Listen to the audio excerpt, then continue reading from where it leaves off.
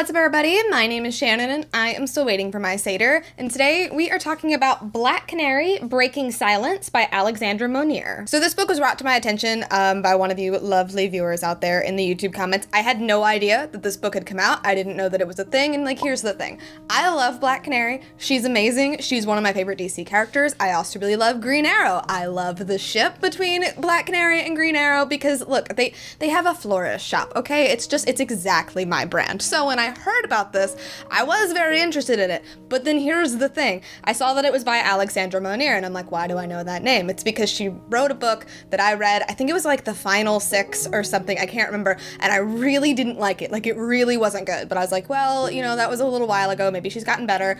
And then I read the description of this book, and I was like, oh no, we are setting ourselves up for failure here. So, Breaking Silence is about Black Canary. It is an origin story for her. And it is set like really far into the future. Like, we are in Gotham City, but all of the heroes are gone. They're all dead. The country has been taken over by this like patriarchy called the Rule of Owls. And we are following a very young Dinah Lance who is living in this world that is basically like Handmaid's Tale. Women have absolutely no rights. And in fact, they did this thing to all of the women that makes them not be able to sing. And like, I was reading this in the description. I was reading this in the first couple of pages, and I'm like, no. Like, maybe if this book had come out like 10 years ago, I would have been like, okay, yeah, sure, like solid premise. But like now it just reads as really like fake woke feminism, like, woo, girl power, I'm gonna sing a song and take down the patriarchy. Like, it just felt very, very hollow, and there really wasn't a whole lot to it. Like, I feel like Dinah in this book doesn't really have a whole lot going for her other than that she mysteriously can sing, and she finds out that like she's the daughter of the Black Canary and like all this kind of stuff, and the way that like the Birds of Prey are introduced, like it just felt like the author was trying a little bit too hard. And I really wish more than anything like this story was about the original Black Canary, like within the story, because like she was the one with the Birds of Prey and like she was rising up, and that was like the heyday of Gotham and like all that, and I would have so rather read that than this weird Handmaid's Tale Julie and the Phantoms kind of hybrid. So there is romance in this book. We do have Green Arrow in this, but like once again, like he's just like a nobody kind of character. Nobody has any kind of personality. Everybody is very stereotypical. Like Oliver Queen is a interesting character. I mean, y'all have probably seen Arrow. It's on CW.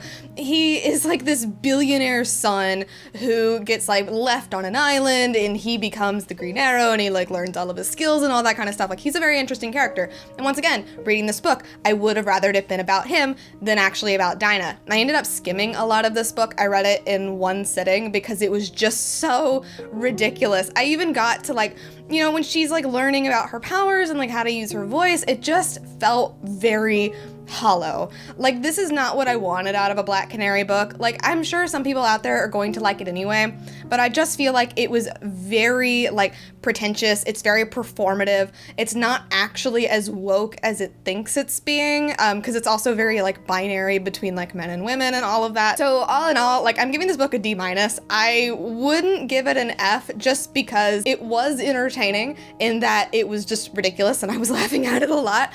But like, there were some ideas here. Were the ideas executed well? I don't think so. I would really rather them do like another crack at Black Canary, because she's a very cool character. Like, you could even do the Black Canary that's actually from the Birds of Prey movie. That would be cool. Like, just, there's so much you could do with her, and putting her in this Handmaid's Tale kind of thing where she's just learning to sing just felt like a little bit of a cop-out. So I'm giving it a D-.